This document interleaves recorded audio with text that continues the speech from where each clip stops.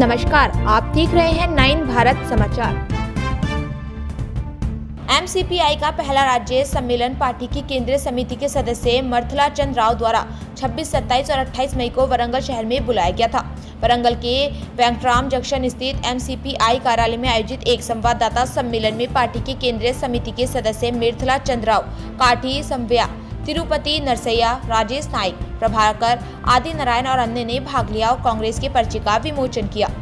इस अवसर पर बोलते हुए चंद्राव ने कहा कि एमसीपीआई पार्टी जो संघर्ष को जन समस्याओं के समाधान का रास्ता मानती है, खुद को पुनः स्थापित करने तथा अपने कार्यकर्ताओं को जन संघर्षों के लिए तैयार करने के लिए कांग्रेस का आयोजन कर रही है।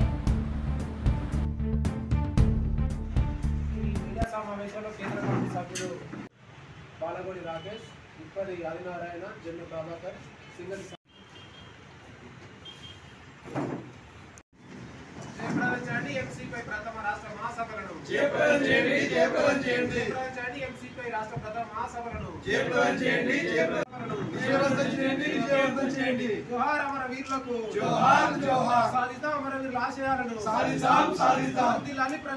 ప్రజా పోరాటాలు, జయప్రదంచేయండి ప్రజా ఉద్యమాల కేంద్రమైనటువంటి వరంగల్ ఎంసీపై రాష్ట్ర ప్రథమ మహాసభలను జయప్రదంచేయండి ఎంసీపై రాష్ట్ర ప్రథమ కృషి చేద్దాం కమ్యూనిస్టుల ఐక్యతకు, కృషి చేద్దాం కమ్యూనిస్టుల ఐక్యతకు, సాధిద్దాం ఓంకార్ బిఎన్ రెడ్డి ఆశయాలను సాధిద్దాం.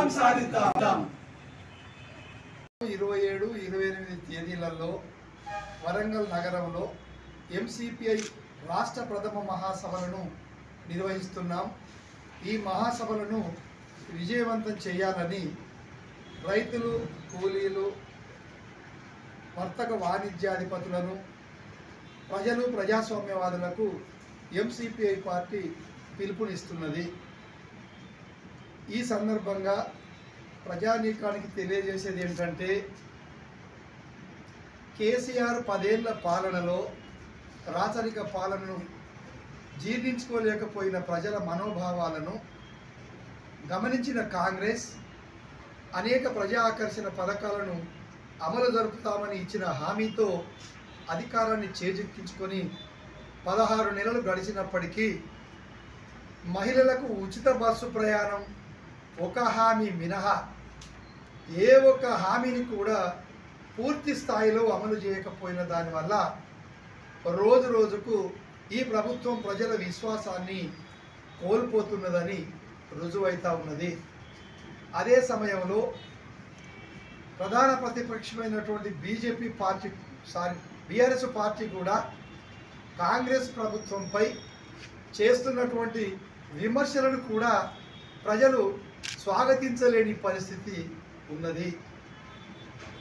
అధికార పక్షం ఆ విధంగా, ప్రతిపక్షం ఈ విధంగా ఉన్నటువంటి ఈ పరిణామాన్ని గమనిస్తున్న ప్రజలు పోరాటాల ద్వారా మాత్రమే ప్రజా సమస్యలు పరిష్కరించబడతాయనేది గుర్తించాలి.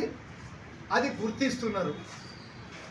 ఆ ప్రజా పోరాటాలకు ప్రజల్ని సిద్ధం చేయడానికి, పోరాటాలలో ప్రజలను భాగస్వాములను చేయడానికి ఎంసీపీఐ పార్టీ కార్యకర్తలను కార్యోన్ముఖులుగా తయారు చేయడానికే ఈ యొక్క